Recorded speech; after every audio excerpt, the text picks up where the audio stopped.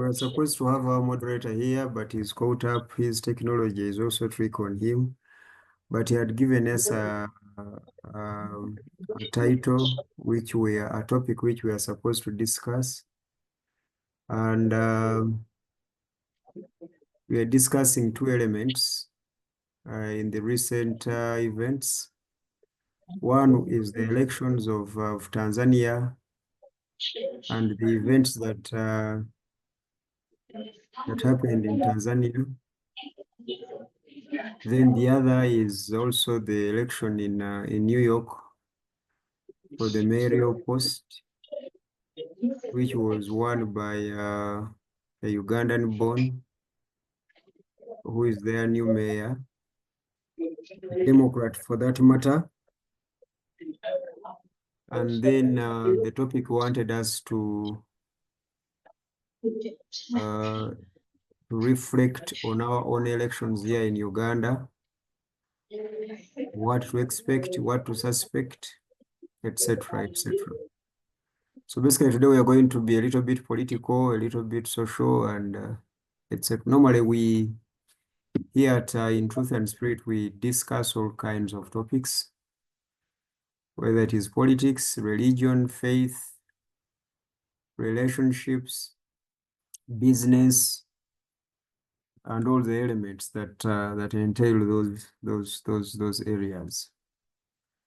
So that is what we will be talking about today. And I guess you guys have been following what has been happening. So that is what we are going to be trying to address for now. Okay. Not so long ago, I don't remember the exact dates. In Tanzania, there was an election. I can't hear you. You cannot hear me. But we can hear you well now. I don't Chambana, know. maybe it is your headsets and your technology. So I don't know how you're Hello? going to. Is it my network? Others can hear me. Maybe it is your network or your headsets. Okay. Can you hear us now?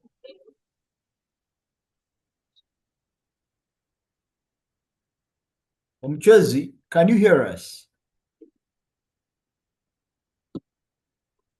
No, you cannot. Ivan, can you hear us? Perfectly well. Okay, fine. So, Mchwezi, it is the issue is on your side. So you need to go and review all that.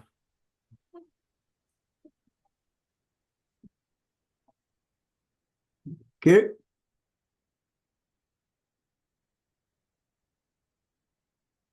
So we were saying that these are the challenges. We were saying that recently there was an election in Tanzania, and there were events surrounding that election. And those events were as follows.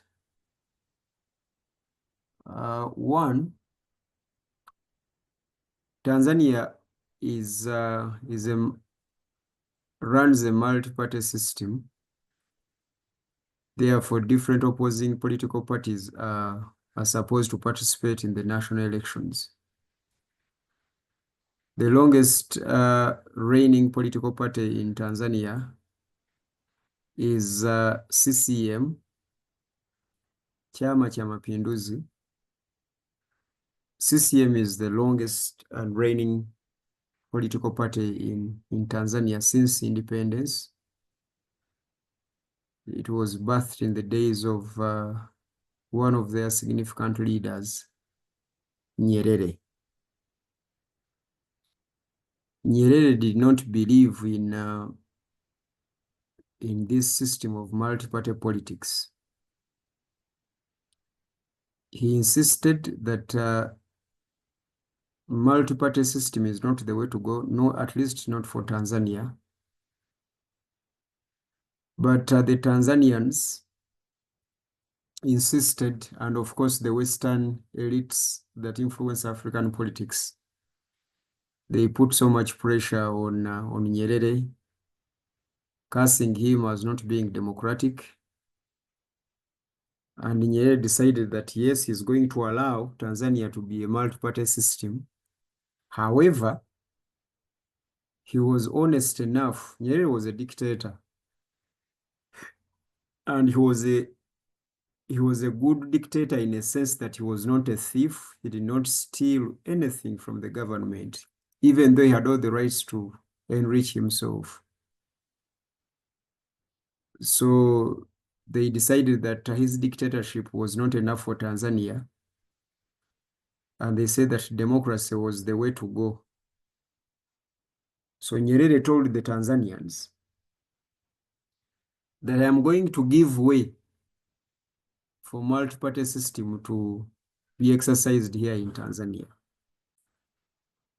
However, what I'm not going to do, I am not going to participate in this kind of politics because I do not believe in multi-party system. I am therefore handing over power to those who think that this is the way. I don't want to stand in the way of this new phenomena. I have understood it, how it works, and I do not believe in it. For that matter, I am handing over power. And the good old man indeed gave way and let Tanzania be a multi-party system. The party of Nyerere continued in power. The Chama cha Mapinduzi, it was so popular since independence days. It has been that popular. It has been that popular. It has been in power for a very long time. Of course, you can count from independence to date. So other parties were birthed in the new era of the multi-party system in Tanzania. And leaders after leaders continued ruling in the Chama cha Mapinduzi. Internally, in the Chama cha Mapinduzi, there is not anything like democracy. However, there is what I could call patronage. I don't know whether that is the English word. There's patronage in Chama Mapinduzi. They are godfathers and kingpins that determine who is going to take over and why, for that matter. So in recent history, Chama cha Mapinduzi had a leader in the name of Magufuli, who was also a dictator within democracy. And he was a conservative who was so cynical with the whites. And when his country was hit by the COVID-19, like the entire world, it is assumed that he became a victim of the COVID-19 because he refused to believe that COVID-19 was actually reality. He discouraged all the SOPs of the pandemic in his country, and he jeered at the fact that the world was at a lockdown. So it is assumed that he became a victim to COVID-19 and passed on. His vice president, who was Samia Suluhu, took over to finish the term of his boss. I do not remember, but I think this was her first full term, or when she was directly involved into elective politics. Rutembana, is that so? Since Magufuli died, this is the election, or there was an election. I think this is the election since Magufuli died. No, it was the first one. Magufuli died around 2020. So 20, he was 2020. making in 2020 or 2021. So, and he just died 1 year into office. Mm.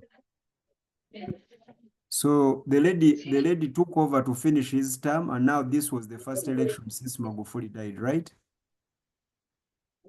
Yeah, no, the lady just took over to finish Magufuli's stuff. Then when it ended, was it this year? Then she now stood Yes, for yes. her This term. was the first election. Yes, this was the first election. I was trying to Yeah. reconcile my history to see. Yes. So this was the first election.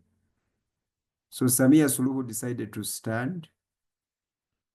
And like I told you, it is not actually Samia Suluhu who decided, but the party and the kingpins of the party, of the Chama cha Mapinduzi, and the structures of the party decided that Samia comes.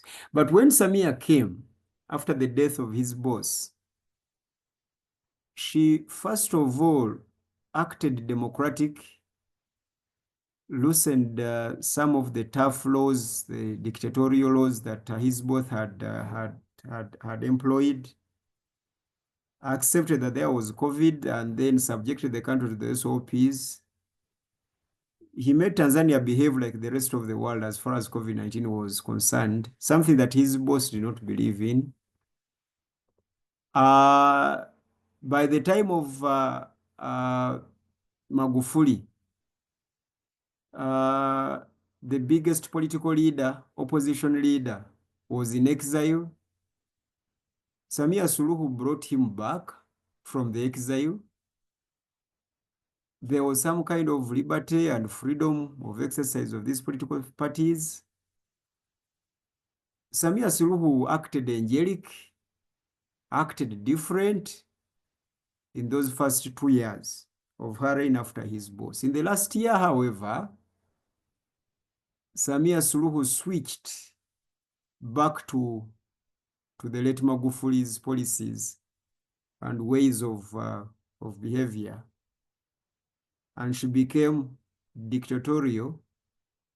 She pressed a hard hand on the countrymen of Tanzania. And she was a little bit, and some Tanzanians actually believe that she was a little bit even harder than Magufuli. The opposition leader that she brought back was arrested. Till today, he's still in jail. Major political parties were suspended. They could not even participate in this election. New parties were formed. And by the time we got into this election, no strong candidate from those strong opposition parties was allowed to stand.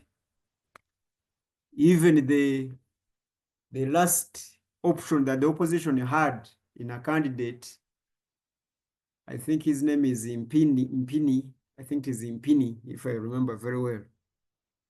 Mpini from Zanzibar,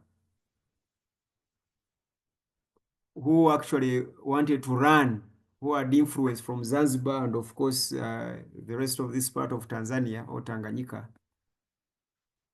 He was almost going to take the place of the other opposition leader who was arrested. I've forgotten his name.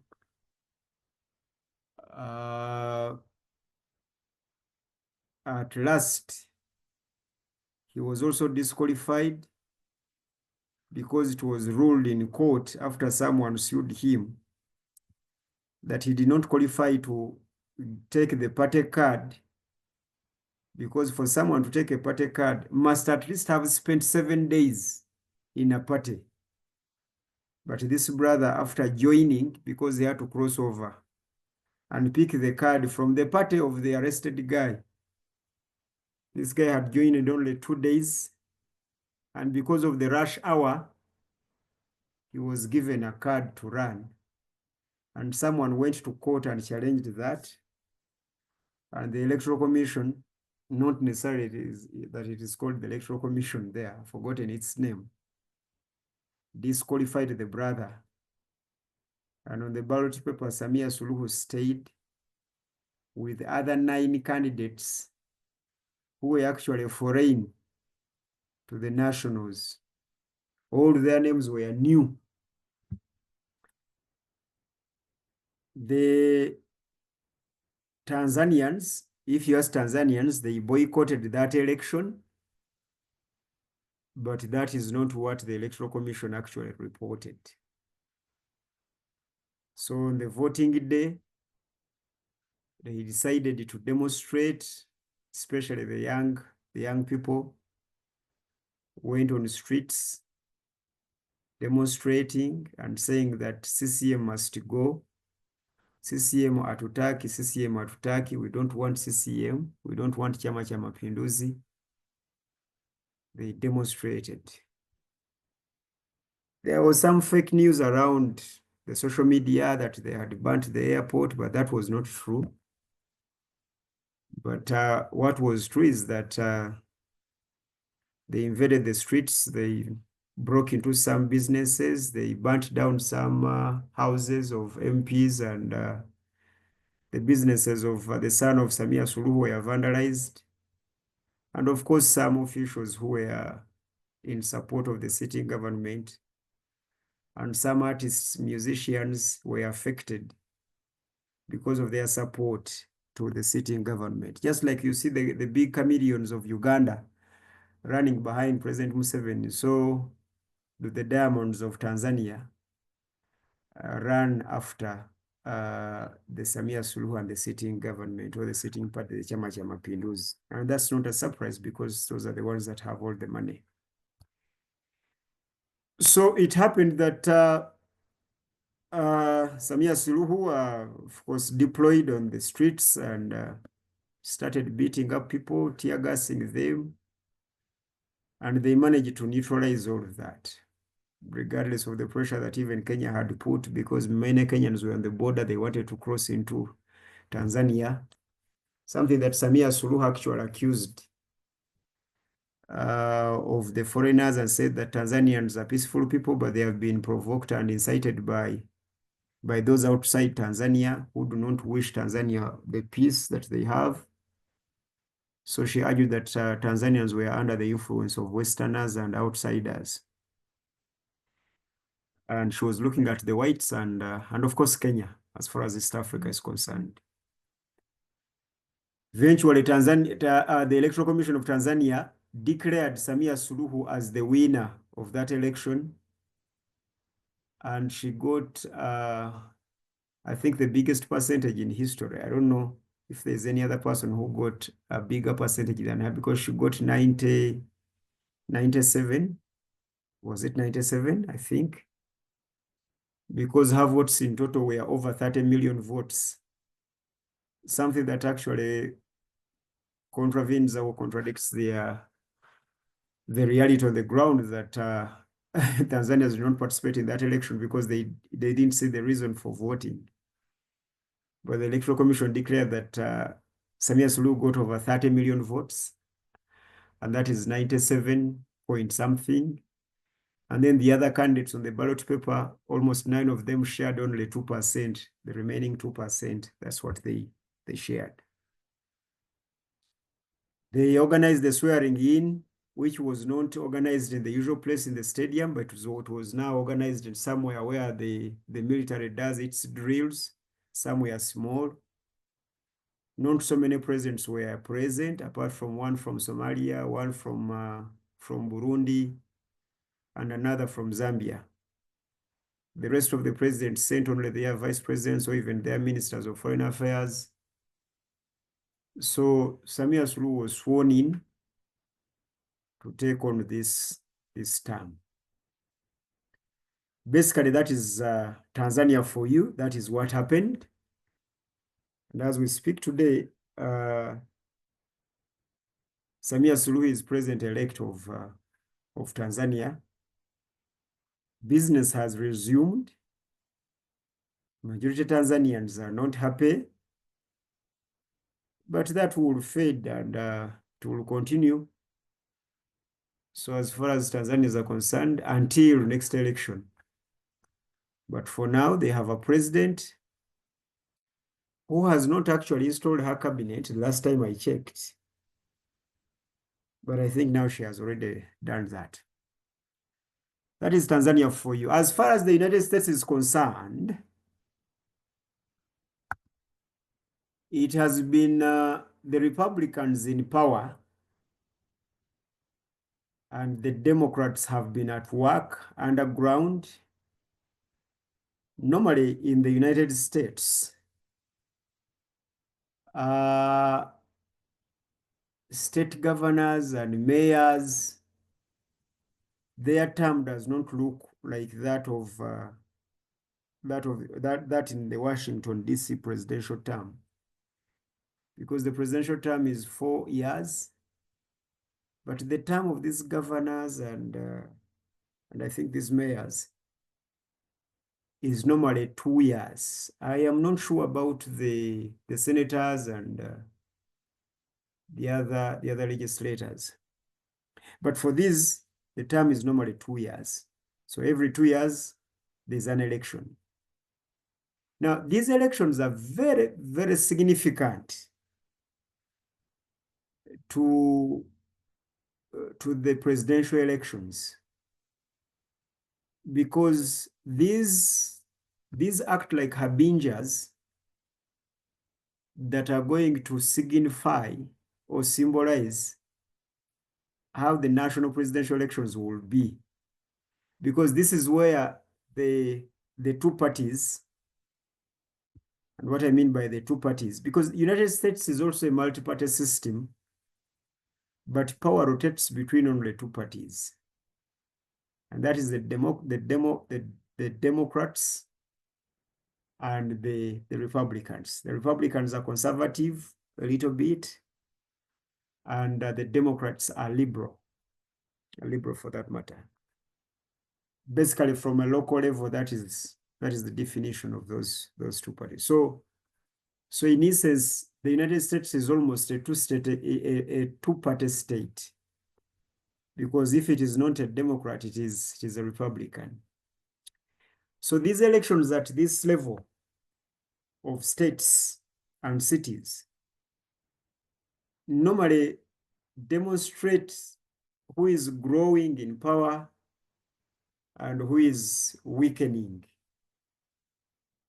And that also means that whoever gets more leaders at this level is a sign that that party will even get the top seat of the government. So in this election, apart from the popularized New York mayoral seat by this son of Mamdani, there were even others. Of course, they did not vote in all states and in all cities, but in the cities that were that the elections were, we see that the Democrats whipped terribly the Republicans. I don't know what that means, whether it means that the Republicans have weakened, but normally that is what it means. Normally that is what it means. So as far as the New York City is concerned, because that is what the city that made so much news, a migrant won that seat and became a mayor. Now, first of all, a migrant to win the mayoral seat in New York is blasphemy and blasphemous to the Republicans.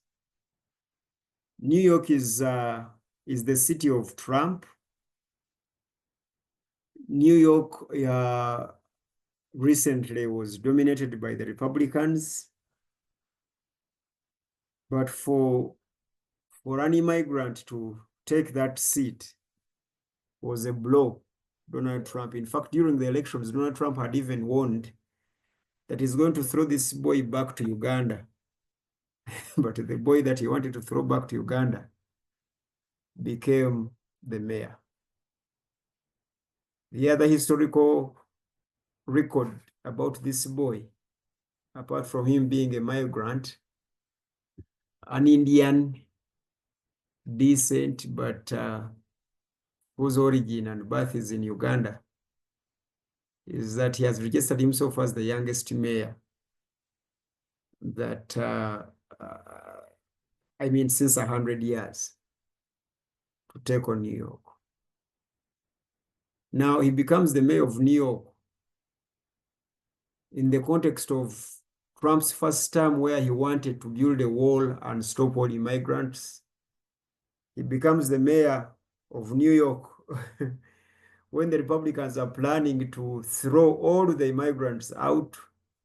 There are many laws, there are many cases in courts about the immigrants. The Republicans had put so much pressure on the immigrants. And I think it was a statement to vote in an immigrant as the mayor. And when he became the mayor, he warned that from this point on, now that I'm the mayor, New York has nothing to do with Trump and has nothing to do with Washington, and we're going to run our thing. And of course, his manifesto had a number of things that are not realistic. It is campaign talk. I'm sure when he gets into the office, he won't be able to fulfill all the things that he promised, because that's not how, how things work. He's trying to target the rich and trying to empower the poor. And I'm not sure capitalism will actually allow him to do that. He'd rather die than affect people's money. But anyway, the migrants are excited to have him in power. And that is where he is. He's hated by the conservatives who hate immigrants, but he is also not loved by the gay community, because they argue that this guy is anti-gay. Especially, they even fronted his pic standing with Kadaga and his father. And they were saying that this guy is anti-gay. We cannot have someone who is anti-gay. All right. But in all that, he did that. He's a very smart boy. I think he took the genes of his father, because I think his father is one of the best scholars in Africa. Professor Mamudan is, I think, is one of the best professors we have in Africa here. He's a very good brain. I have read 2 of his books. I have seen his papers that he has written. He's a very big head here on the continent. So I think the boy also has the genes of his father, because when you look at his debate, he made his opponents look silly in all the debates that he had. The way he responded to questions, he was very vibrant and not. So he becomes the mayor of New York. I think one of the most populated cities in the United States. And I think it is actually even the most populated. Okay, so that is what we have for the United States. That is what is in the United States. I'm not sure Ugandans are too excited. They are just surprised, because the Ugandans do not look at him like a Ugandan. They don't. Americans look at him like, of course, a Ugandan, and for that matter, he's an African. He's not even an Indian. They see a black person, the conservatives, the Republicans. The Democrats are divided on him. Some like him and others do not actually like him. But because he took on his party, well, in the Democrats, there are also divisions. So he's on the side of the Democrats that is not so much popular. So that's where the Democrats are also divided. But for them, it is a good thing that he's not Republican. So the Democrats can take advantage that is their city. And we can bet that the New Yorkers this time will give the Democrats a second chance in the top seat. But of course, this is the drama that normally happens in the United States, because the Republicans were denied their second term. and they didn't take it. So Trump came back. He's finishing his second term. The Democrats didn't run their second term after Biden, so they are going to come back and run their second term. So I'm sure by the end of the 4 years of the Democrats, I'm very sure there will be too much pressure of by the Republicans to come back. If they manage to win, they run their 8 years, and then also the Democrats will come back and run their 8 years, and business will continue. For me, the United States is a two-party state system. These other green parties, etc., they just participate in those elections. But I'm not sure they will ever win that election. It is always between the Democrats and the Republicans. And I think these elections, the mayoral elections in New York and other cities, are actually signaling that is the turn of the Democrats as the Republicans wind up. So that is what our moderator wanted us to discuss in the context of the Ugandan election. In the context of the Ugandan elections. As we speak today, we have President Museveni of NRM. NRM has been the longest reigning political party in Uganda, just like Chama cha Mapinduzi is. So we have President Museveni still running. I think is he 81 years or 83 years? I don't remember his age now. So President Museveni is the oldest candidate in this election. Again, in Uganda, just like in Tanzania, in Uganda also the major opposition leader, Dr. Kizza Besigye, is still in prison for treason. But even then, Dr. Kizza Besigye had declared that he won't run again because it was a waste of time to run in Uganda. Since Museveni is the one who organizes elections, is in charge of the Electoral Commission, in charge of the courts of law, in charge of the military. So running against such a leader is a waste of time. So basically decided that he's not going to run again, and he rallied Ugandans that we go on the streets and we demonstrate and overthrow this government because it is impunitive, it is a dictatorship. Those were his arguments, and these elections do not make any sense. As he was whining in that sense, a new kid on the block was born by the names of Kyagulanyi. And Kyagulanyi insisted that Dr. Kizza Besigye is just tired, he has failed. So Kyagulanyi believed that President Museveni can still be overthrown through election. And Kyagulanyi claimed that he's a law-abiding citizen, he's not going to go on the streets. And indeed, he has never gone on the streets. He has always participated in the election. His first was in 2021. He lost. He's back. He's moving the entire country. He had not gotten any problems until he went to Kiruhura, where his team was beaten up. Okay, and some were arrested. But otherwise, he has been moving very well, visiting the tombs of Milton Obote, something that offended the Baganda here. And he has been that. We have a new entrant in this campaign on the ballot paper. We have Nathan Nandala Mafabi, the economist who has touched the minds of the elites of Uganda. Some elites of Uganda argue that Nandala Mafabi has got the best manifesto. And when he starts speaking, you can see a new Uganda if you got that chance. The regulars that we have always had, it is Mugisha Muntu and Kyagulanyi. Of course, Mugisha Muntu is still the best president of Uganda we'll never had, as far as the manifesto is concerned. The new kids on the block is Nandala Mafabi and Munyagwa, Mugatigwa Bata Serunga, also who is fronting his Lusania, and who is a women candidate. He also makes sense when he starts speaking, but for him, he's more of an improved Segirinya and Katolwama, Mumpengende.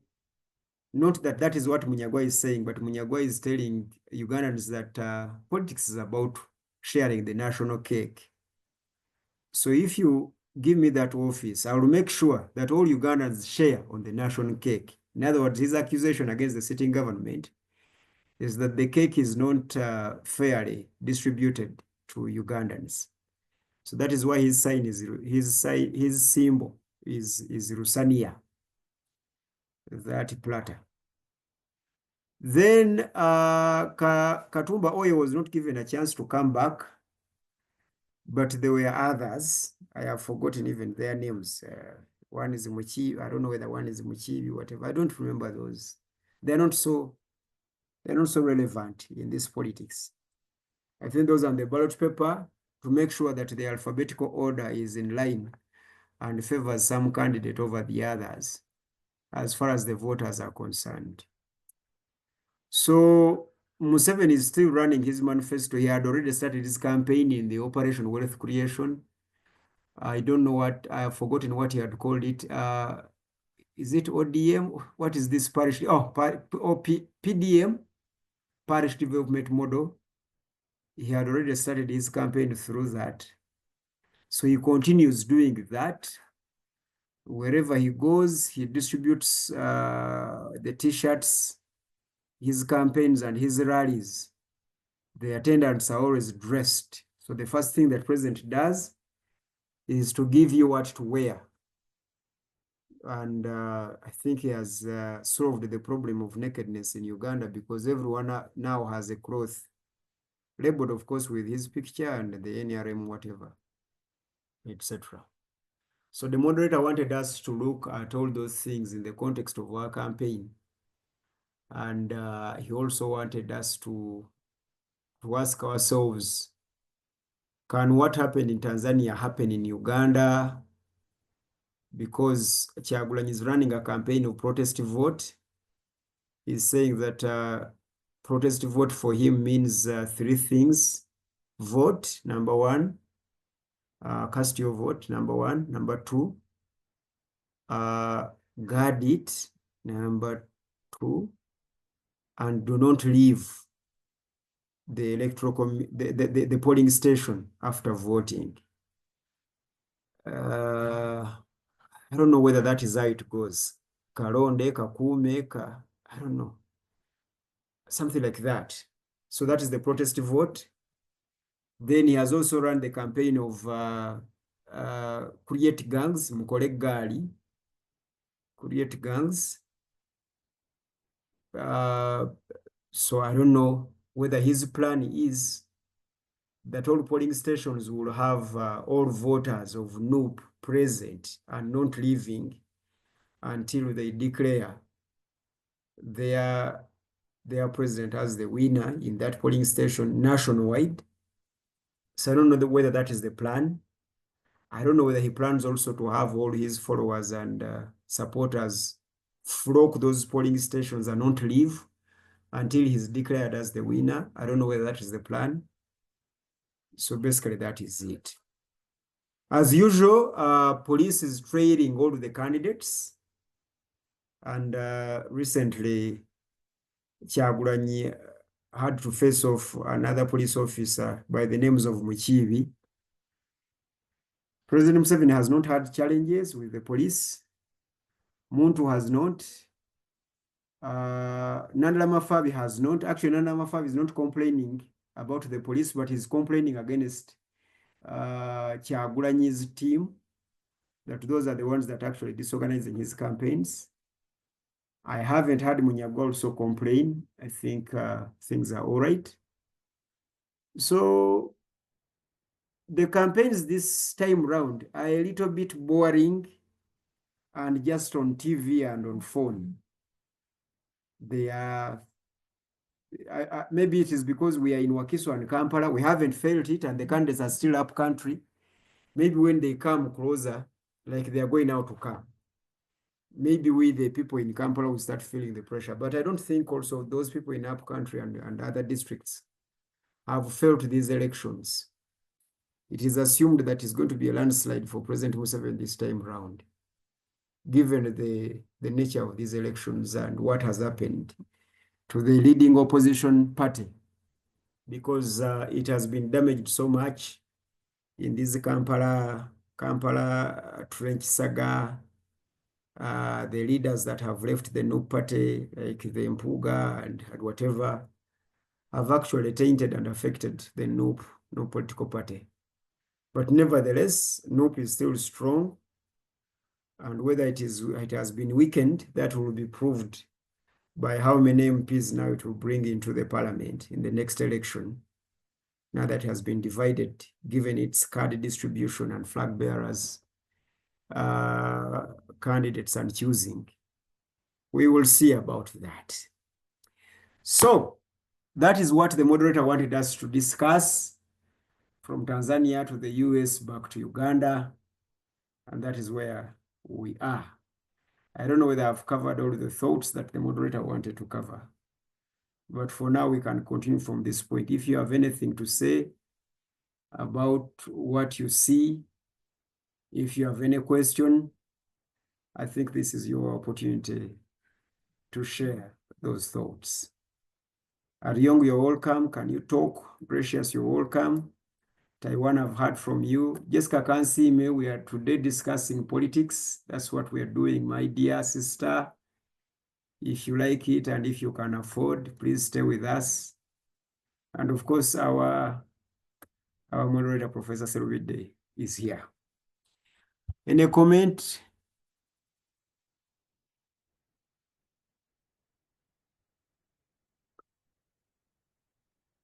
Well, thank you, moderator. I'm happy to be here. Thank you, please.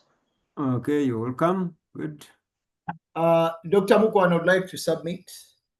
Okay, Dr. Mukwana. That is Dr. Mukwana is from the opposition. Dr. Mukwana, Ariong, please continue. That chair, your presentation was really biased. You would see an NRM activist. An NRM activist in Tanzania, an NRM activist in US, no, only in Tanzania.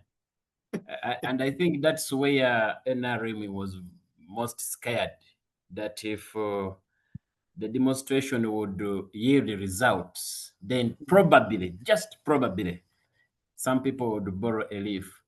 But yeah, thank you for the opportunity.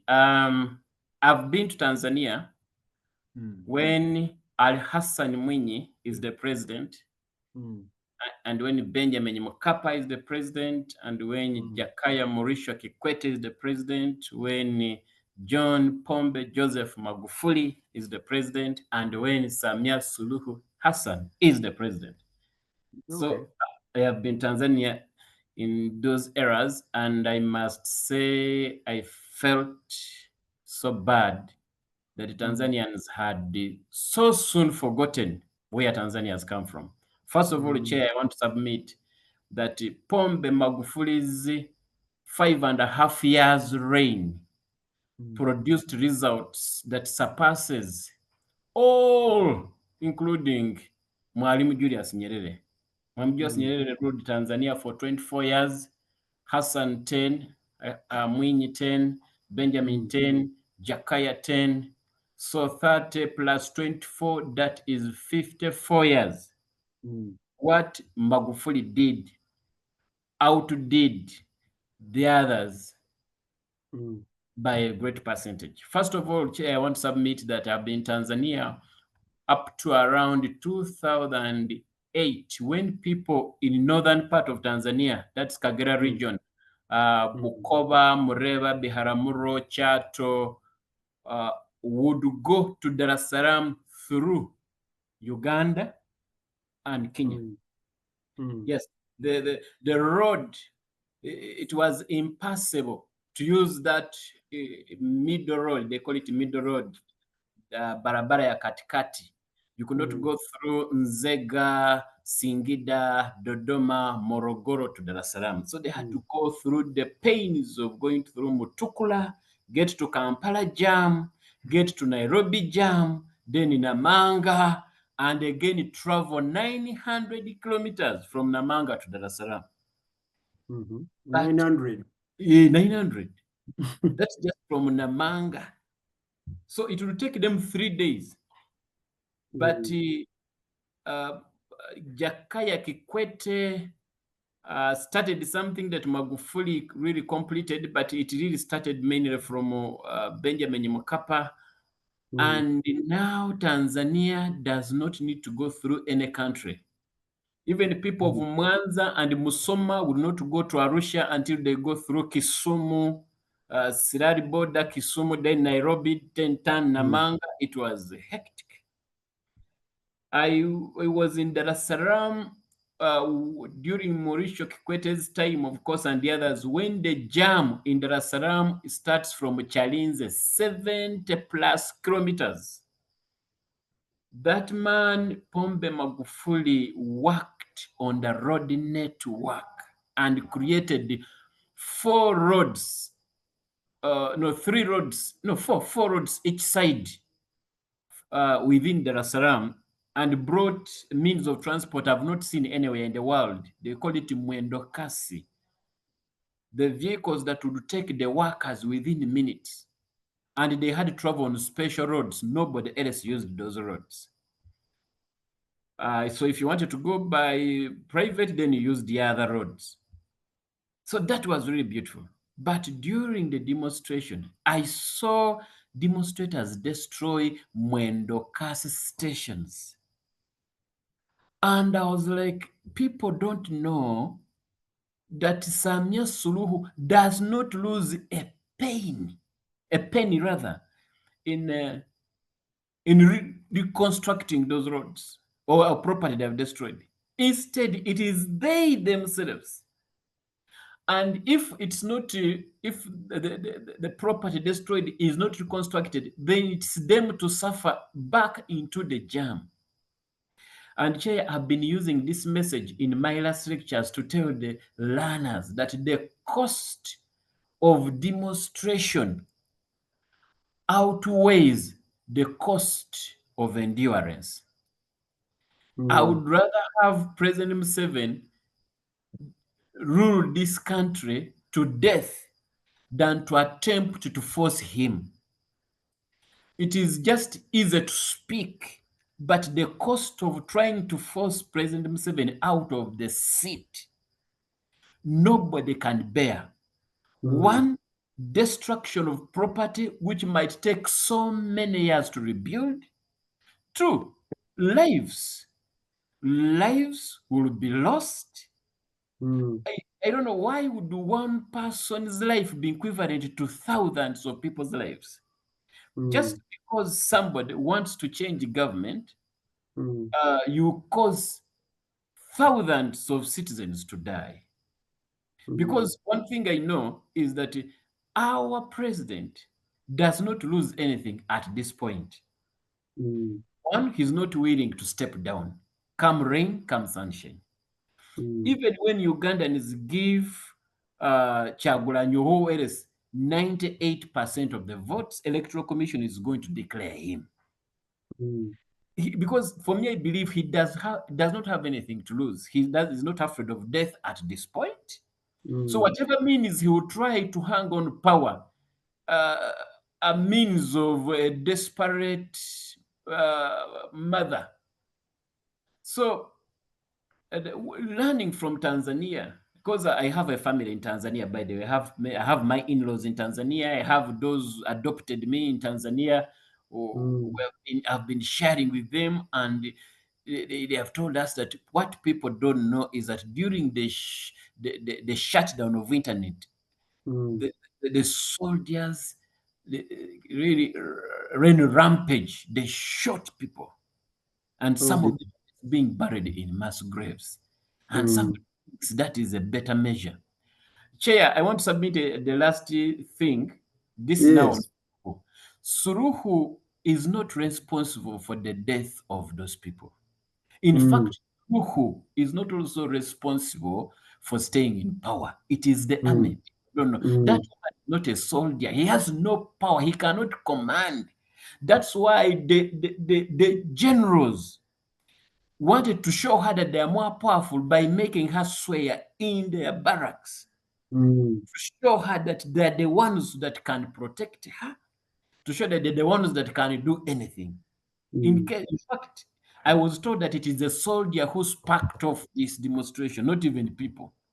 So what really I see is that Suluhu is going to be sacrificed probably at a certain point, but Tanzanians are going to suffer more because the greedy generals are now going to run rampage. And Suluhu will have no voice because now she knows that her life is in the hands of the generals. Yeah, let me end here. Somebody disagreed with me. Probably they can come on board and Yes, Taiwan, continue. I'm sorry, Professor, for disagreeing with you. No, it's okay here. It's very okay, and right. he didn't mean bad. Okay, like my point of disagreement was when Professor mentioned something about the cost of pushing Museveni out outweighs the benefits we have by having a new government. I don't think that's right. I am an absurdist in a sense. I read a lot of Albert Camus, and in his book The Rebel, he always like there's a part where he says that there's a point where you have to be like, okay, everything you've done to me before is okay, but from now going forward, I'm in charge. I'm saying no. You get? So I feel like one of the things we lack basically in politics is men of principle, like men who have a strong like moral and ethical rules, people who have integrity. It's something that we are lacking so much. Let me first go to the issue of Mamdani. Mamdani, that's New York City. The way people are painting his win is not the reality. New York City, particularly, always votes Democrat, so it's not like him winning is like it should threaten Trump's presidency in a way, because New York has been historically more blue than red, and Mamdani was siding with what we call democratic socialists. This guy, Bernie Sanders, who was denied the party ticket for Democratic Party in 2016 and 2020, I guess. So it is just a move within the Democratic Party only. It has nothing to do with the national politics. It's not going to infer in any way because historically New York is a blue state. And I don't think Trump has won it in the 3 terms he has run for president, 3 times rather. And the reason why most New Yorkers voted for Mamdani is because the opposition that people was running against Andrew Cuomo, who was the former governor, and he left office. He actually resigned from the governor's seat because of the sexual allegations that he was facing at that time. I think this was post-lockdown, or 2021 or 2022 there.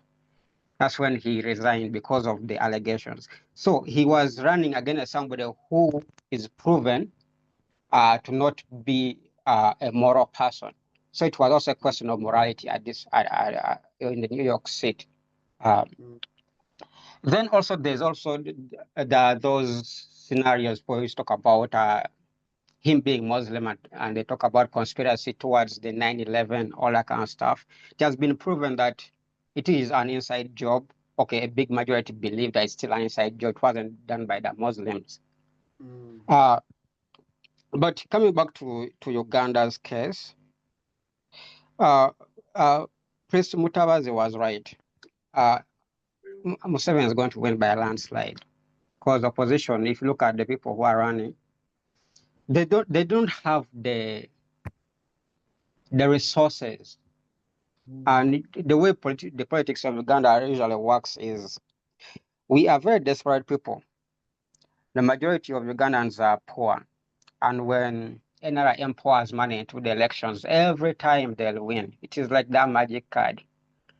That's why there's this young man in Kampala talking about Sarah is tall, who has captured the youth by the way he speaks to people. I'm not going to give you any money. Don't actually come to my crusades. I'm going to do everything online, because why do you come to me to beg? Our politics is based on begging, and the person with the money will always win. That's how it is. But I want Uganda to reach a point where we go out and demonstrate like it was done in Tanzania. Personally, as an individual, I don't care how many people die, even if we lose half of the population. But as long as the future is better.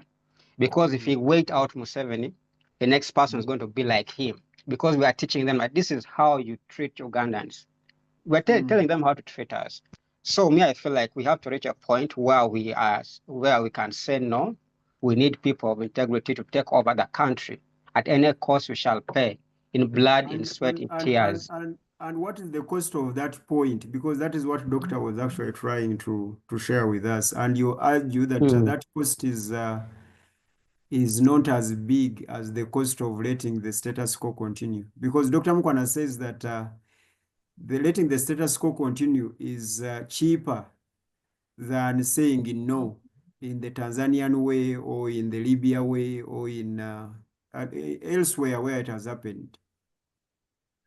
It is. I wanted you to make your point on that. I value the spirit more than the body, because I feel like we are crushing the spirit of young men in this country. So I can't put anything over my spirit. So I feel like the cost of my spirit is far greater than the cost of my blood. I guess that's why I rest my case. Okay. Okay. Thank you, Taiwan. That was very, very useful to us. Any other person? And Dr. Mkwana, thank you so much for that elaborative and detailed information about Tanzania. Of course, I didn't know that you were a Tanzanian already that much. You're almost a citizen. Yeah, that's interesting. Well, any other person?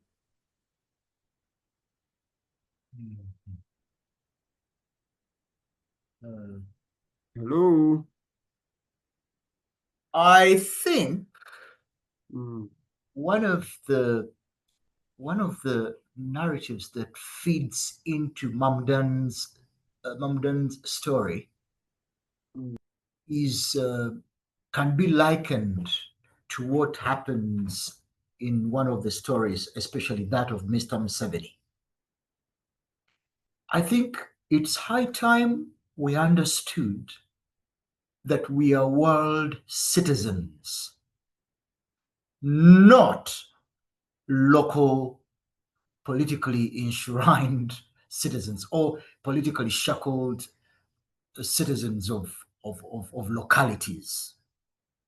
We can travel from one point to another and become problem solvers in such localities or in such areas.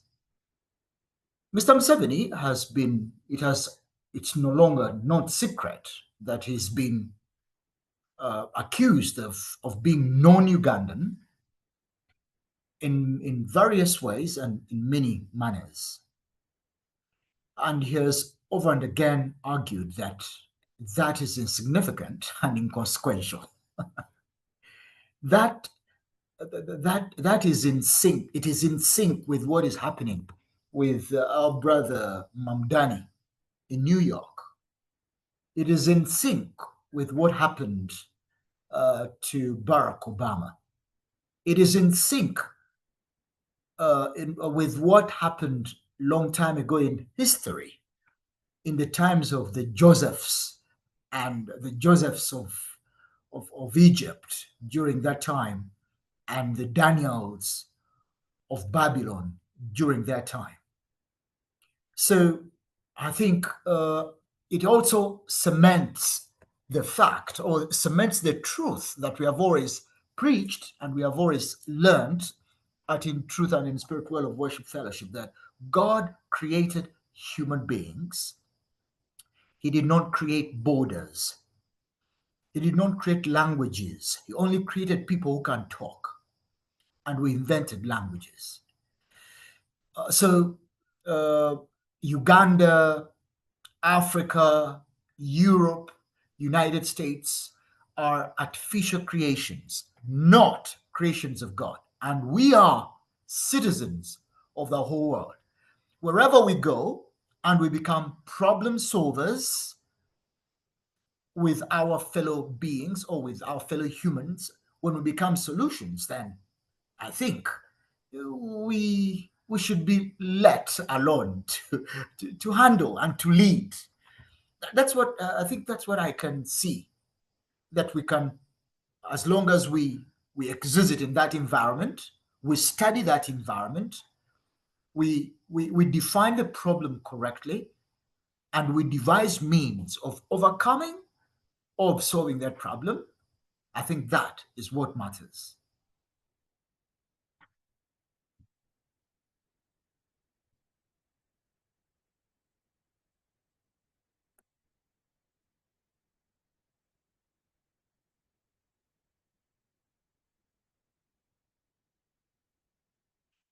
Hello.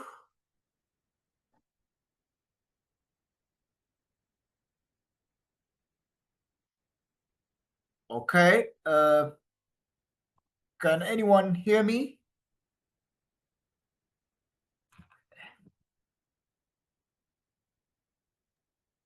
Yes. Yeah. Okay. Yeah. That's what I was trying to say. In fact, not. I never tried, but I said it. That who we are humans. We are human beings who live in this world. We are not Ugandans living in Uganda. We are human beings, residents and citizens of the world. So, my tribe, the language I speak, the skin of my color, the shape of my nose, and the shape of my bones cannot define us. What defines us is what we can do to make our world much more habitable than what it is or what it seems to be. You being a Musoga, you being a Mnyoro, you being an Acholi may not matter a lot unless we are discussing matters of tradition and traditional problems.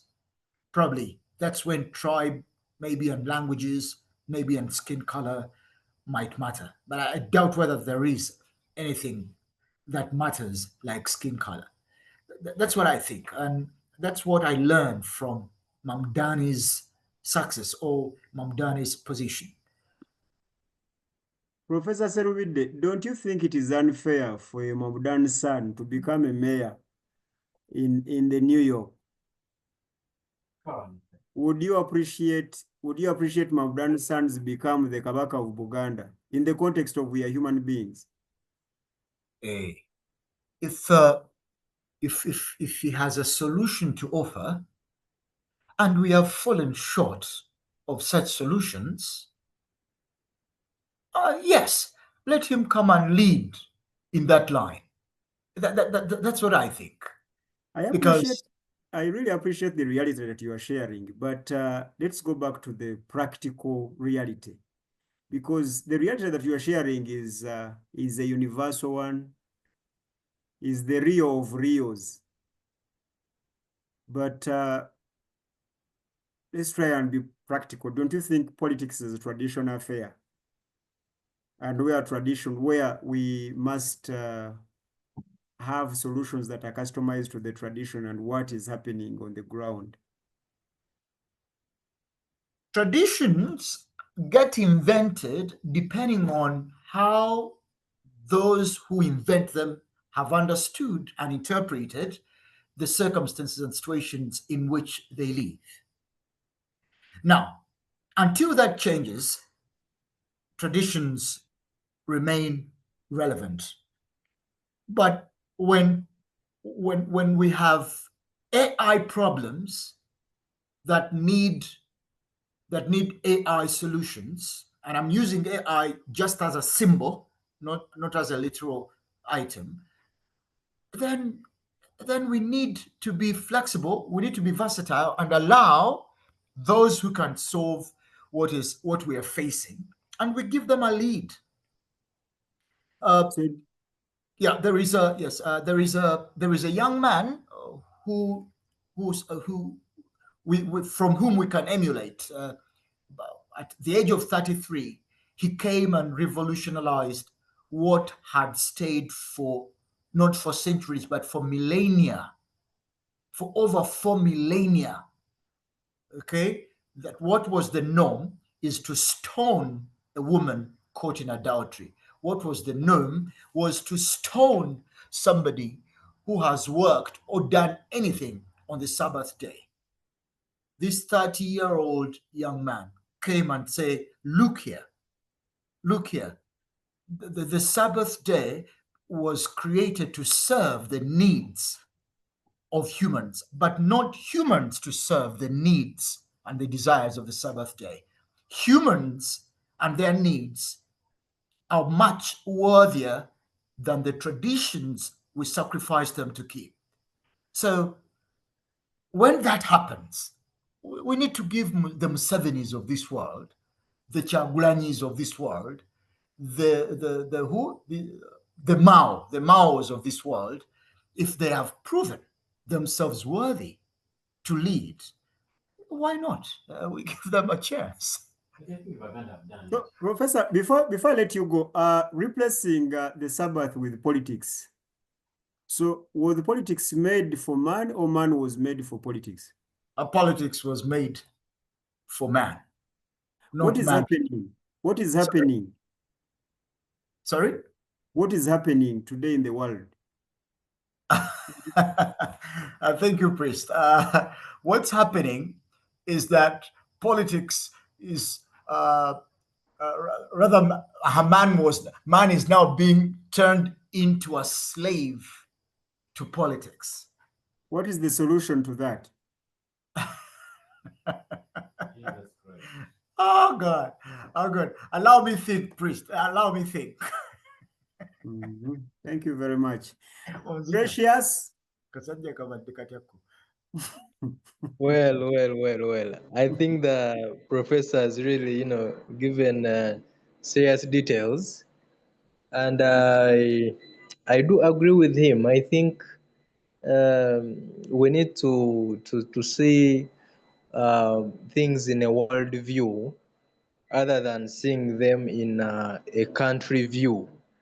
I think if we over localize our thinking to see more politics as Ugandans, we may miss the entire picture. So that will demand us probably to put emotions aside and actually make decisions that can make us go ahead regardless of how we feel. Of course, some Gracious, people are. Yes, please. Gracious, would you say that the Tanzanians who went to the streets were just emotionally driven and they had no point? Well, unfortunately, I'm not well conversant with the underlying factors because we see news, but at times we The even. underlying factors were that all the opposition leaders were in jail and others were denied to contest, and Suluhu had to stand almost alone on the ballot paper, actually alone on the ballot paper. Those were the underlying factors. So would you say that the citizens of Tanzania were emotional to go on the streets?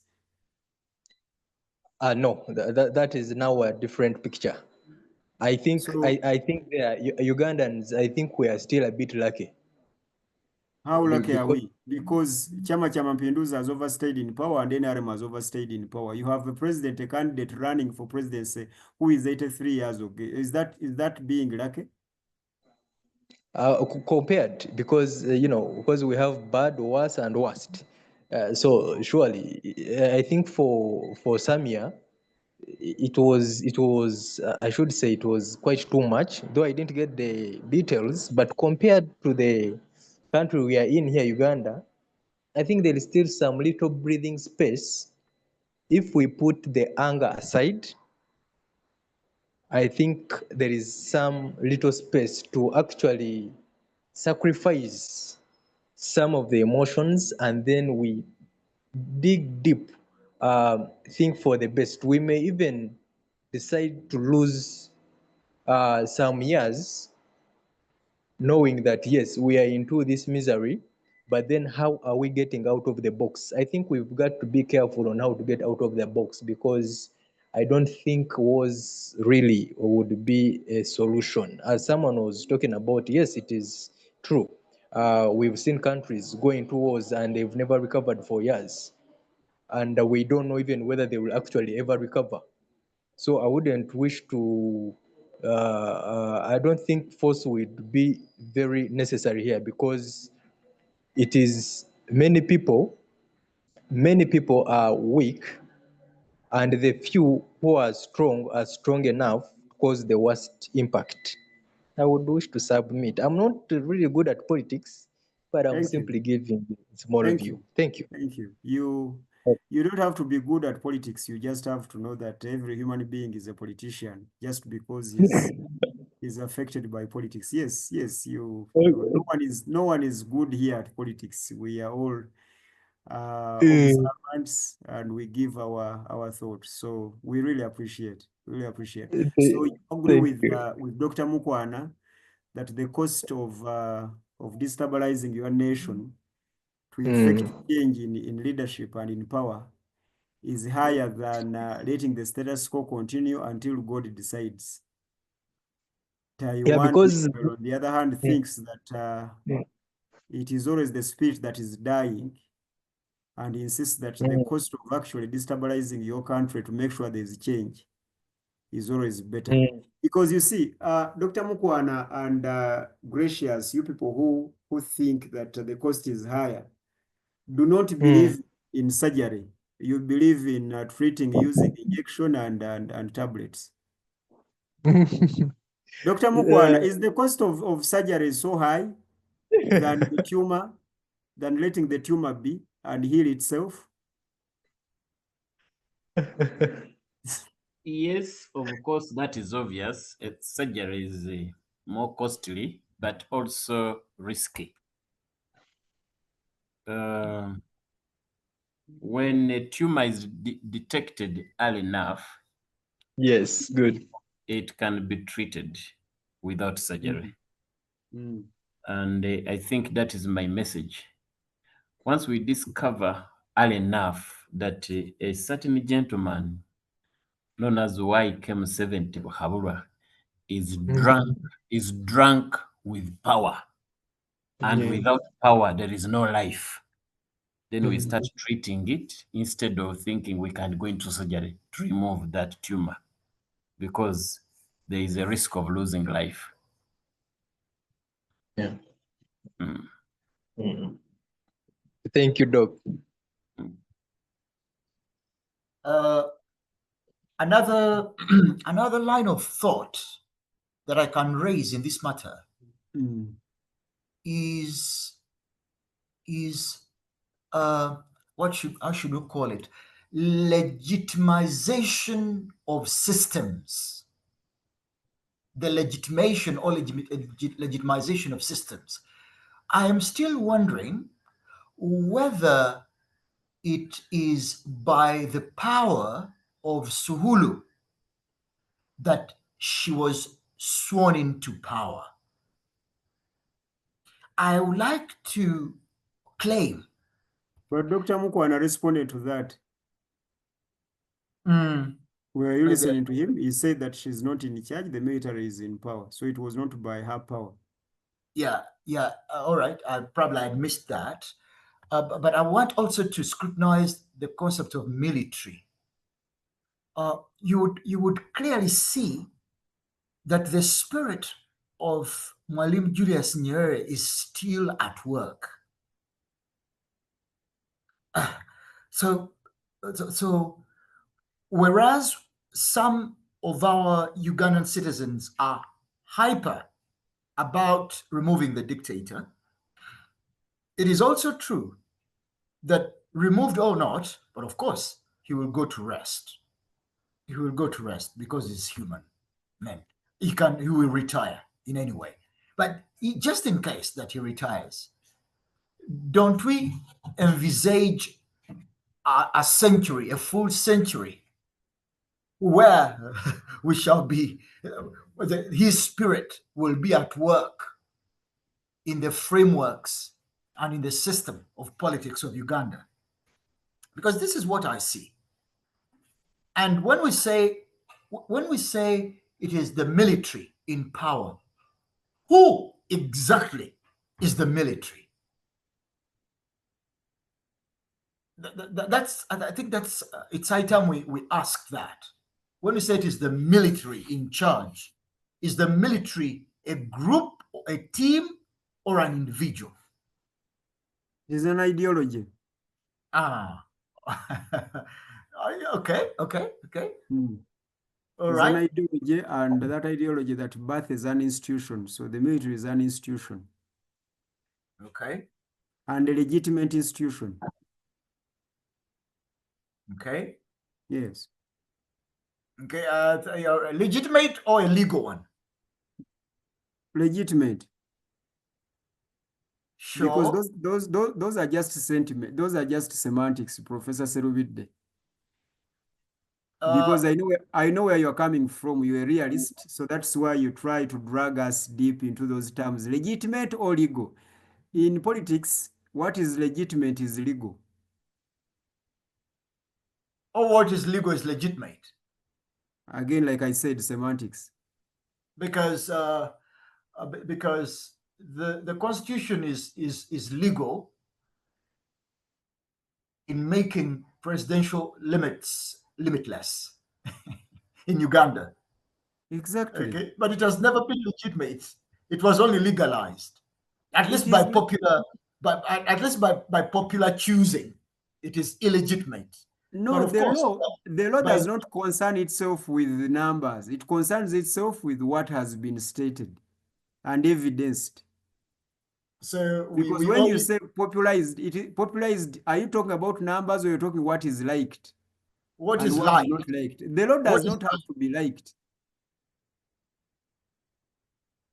in fact what ought to be. In fact, what ought to be. Then you are an idealist. Politically, you're just an idealist. You're not even a realist. Because uh, that's why I Sorry. differentiate Sorry, between. Professor Seruvide, sorry. That's why I differentiate between legalities and legitimacy. Because you're an idealist, and that does not actually apply here.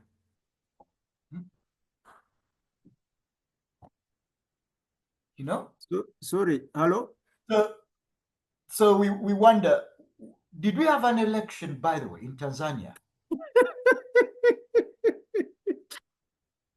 Because Yes, we had. who are the runmates of Madam Suhulu or Suluhu? Nine of them. Okay. You can Google, you will see their names and what they got. I want to quickly before Taiwan probably pops it. Also, what happens in Tanzania feeds into the larger debate of gender and politics. Maybe somebody would pick it at that point. Does it matter? You are just dragging us away. Taiwan, come. We have 2 minutes. Okay, I want to ask. You said the law doesn't have to be liked, which is true. Now, what if the law is being made by criminals? Or what It is, then? Because, like for example, the removing of the term limits was done because we had the 70% majority were NRM. So proceed. yes, as long as the criminals have the power and the mandate to make the law, they make the law. That is what politics is about. Politics is about power. Who has the power makes the laws. Yeah, I think that's where I come in. I'm like, we have to cut off some things early. We go for surgery when it's still early before it gets worse. And Dr. Mukwan and Gracious are saying that no, let us leave the tumor alone until it bursts itself. Pastor White, I would like to drag you back a little. I'm usual. sorry. Yes, I'm sorry because I know you're a theologian, and this is. I'm sorry. I want to drag some little fellowship down here, some theological fellowship here. Pastor, would you enlighten us about the difference between legitimacy and legality in terms of John chapter 8, verse, I think, starting from 11, the woman caught in adultery, where legality says she must be stoned, and Jesus Christ says otherwise. Would you take us there a little, just a minute or two? Thank you. That is really a very long discussion, but to summarize it, the law ought to be the child of truth and principle. The law shouldn't be a product of voting and numbers. So when you have laws made by numbers, you don't have laws. You have popular personal ideas being enforced upon the public. Those are not laws.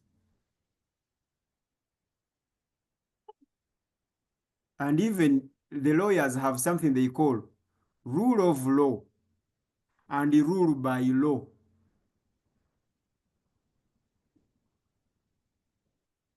What they are trying to say is that there are principles of a good law that must be followed, like fairness, etc. Now, those are what we the theologians call the truth. Now, that is your popular word that you want, legitimate.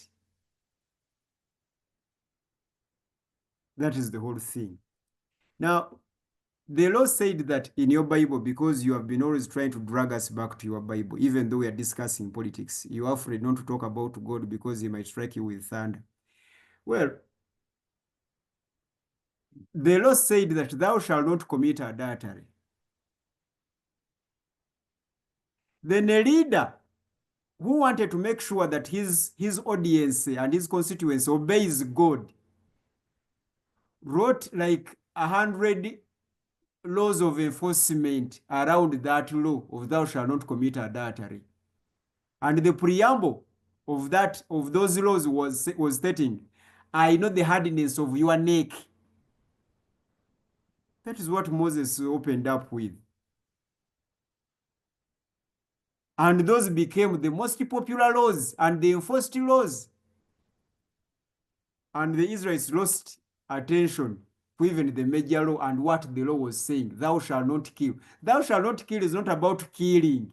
It is about the preservation of life, not the taking of life. But the leader who had issues with the slaves focused on not killing. And here we are.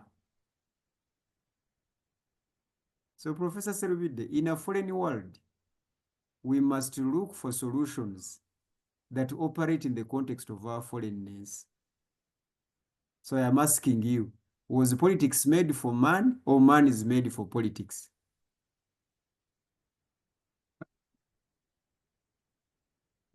Politics was made for man, but not man for politics. What is the practical reality?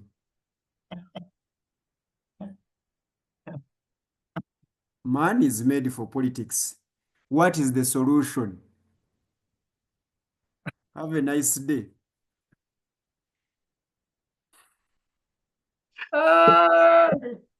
Nice day too. Ladies and gentlemen, thank you very much for joining us tonight.